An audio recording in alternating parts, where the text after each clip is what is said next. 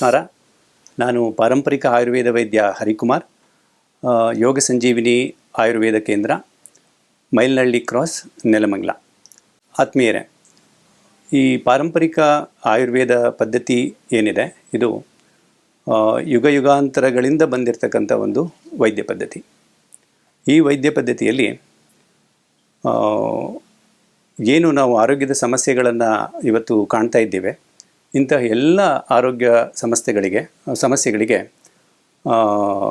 ನೈಸರ್ಗಿಕವಾಗಿ ಪ್ರಕೃತಿದತ್ತವಾಗಿ ನಾವು ಹೇಗೆಲ್ಲ ಪರಿಹಾರಗಳನ್ನು ಕಾಣ್ಕೊಳ್ಬೋದು ಅಂತ ನಮ್ಮ ಹಿರಿಯರು ಒಂದು ಪಾರಂಪರಿಕ ಪದ್ಧತಿಯಲ್ಲಿ, ಆಹಾರ ಪದ್ಧತಿ ಮತ್ತು ಔಷಧ ಪದ್ಧತಿಯಲ್ಲಿ ತುಂಬ ವಿಸ್ತಾರವಾಗಿ, ತುಂಬ ಒಂದು ನೈಸರ್ಗಿಕವಾಗಿ ನಮಗೆ ಕಲಿಸ್ಕೊಟ್ಟಿರೋವಂಥ ಒಂದು ವೈದ್ಯಕೀಯ ತಳಪಾಯ ಅಂತ ಹೇಳಿದ್ರೆ ತಪ್ಪಾಗಲ್ಲ. ಆ ಒಂದು ತಳಪಾಯ ಈ ಪಾರಂಪರಿಕ ವೈದ್ಯ ಪದ್ಧತಿಯಲ್ಲಿದೆ. ಈಗ ಫಾಸ್ಟ್ ಫುಡ್ ಪ್ರಪಂಚ ಇವಾಗ ಎಲ್ಲ ಕಡೆ ಜನಗಳ ಕೆಲಸದ ಒತ್ತಡದಿಂದಲೋ ಇಲ್ಲ ಬೇರೆ ಬೇರೆ ಕಾರಣಗಳಿಂದಲೋ ಅವರು ಮನೆ ಆಹಾರವನ್ನು ಸೇವನೆ ಮಾಡೋಕ್ಕಾಗಲ್ಲ, ಹೊರಗಿನ ಆಹಾರದ ಮೇಲೆ ಡಿಪೆಂಡ್ ಆಗೇ ಇರ್ತಾರೆ.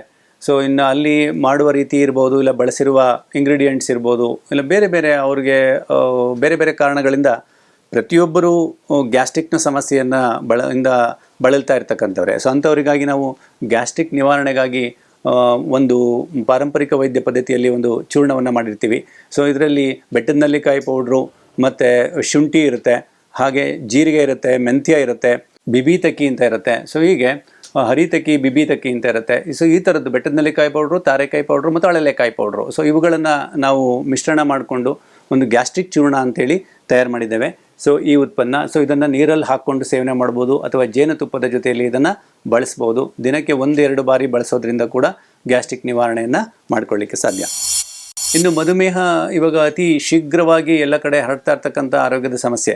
ಮಧುಮೇಹ ನಿಯಂತ್ರಣಕ್ಕೆ ಪಾರಂಪರಿಕ ವೈದ್ಯದಲ್ಲಿ ಏನು ಮಾಡ್ಬೋದು ಅಂತಂದಾಗ, ಸೊ ಅಲ್ಲಿ ಮಧುನಾಶಿನಿ ಅನ್ನುವಂತಹ ಅಗ್ರಗಣ್ಯ ಸ್ಥಾನವನ್ನು ಪಡೆಯುತ್ತೆ. ಮಧುನಾಶಿನಿ ಗಿಡಮೂಲಿಕೆ, ಅದಾದಮೇಲೆ ಅಮೃತ ಬಳ್ಳಿಯನ್ನು ಬಳಸ್ಕೋಬೋದು. ಸೊ ಅದಾದಮೇಲೆ ಹಾಗಲಕಾಯಿ ಬೀಜದ ಪೌಡ್ರನ್ನ, ಕಾಯಿಯ ಪೌಡ್ರನ್ನ ನಾವು ಬಳಸ್ಕೊಳ್ಬೋದು.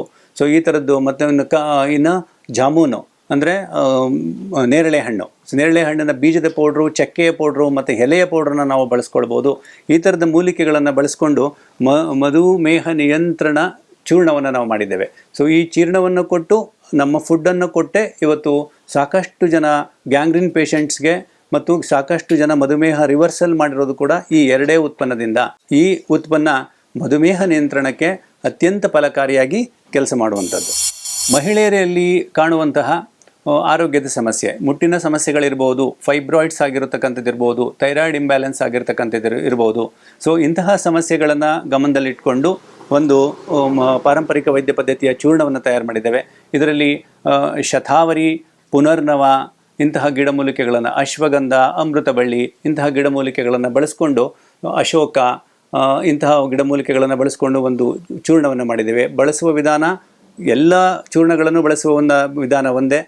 ಮುಂಜಾನೆ ಖಾಲಿ ಹೊಟ್ಟೆಯಲ್ಲಿ 100ರಿಂದ 150 ml ನೀರಿನಲ್ಲಿ 2 ಗ್ರಾಮ್ ಚೂರ್ಣವನ್ನು ಹಾಕಿ ಅದನ್ನು ಬಿಸಿ ಮಾಡಿ ಸೇವನೆ ಮಾಡ್ತಕ್ಕಂಥದ್ದು. ಸೊ ಅವರವರ ಆರೋಗ್ಯದ ಸಮಸ್ಯೆಯ ತೀವ್ರತೆಯನ್ನು ನೋಡಿ ನಾವು ಅವ್ರಿಗೆ ಹೇಳ್ಕೊಡ್ತೇವೆ. ಬೆಳಗ್ಗೆ ಮತ್ತು ಸಂಜೆ 2 ಟೈಮ್ ಕೆಲವರು ಬಳಸಬೇಕಾಗುತ್ತೆ, ಕೆಲವರು ಒಂದೇ ಟೈಮ್ ಬಳಸಬೇಕಾಗುತ್ತೆ. ನಮ್ಮ ವೈದ್ಯಕೀಯ ಪದ್ಧತಿಯಲ್ಲಿ ಯಾವುದೇ ಔಷಧವನ್ನು ಕೊಟ್ಟಾಗ ಆಹಾರವನ್ನು ಕೊಡ್ತೇವೆ. ಜೊತೆಯಲ್ಲಿ ಆಹಾರ, ಔಷಧಿ ಎರಡರಲ್ಲೂ ಕರೆಕ್ಷನ್ಸ್ ಶುರುವಾದಾಗ ಬೇಗ ರಿಸಲ್ಟ್ ಸಿಕ್ಕುತ್ತೆ. ಸೊ ಹಾಗಾಗಿ ಮಹಿಳೆಯರ ಆರೋಗ್ಯದ ಸಮಸ್ಯೆಯನ್ನು ಗಮನದಲ್ಲಿ ಇಟ್ಕೊಂಡು ಪಾರಂಪರಿಕ ವೈದ್ಯ ಪದ್ಧತಿಯಲ್ಲಿ ತಯಾರು ಮಾಡಿರ್ತಕ್ಕಂಥ ಚೂರ್ಣ ಇದು.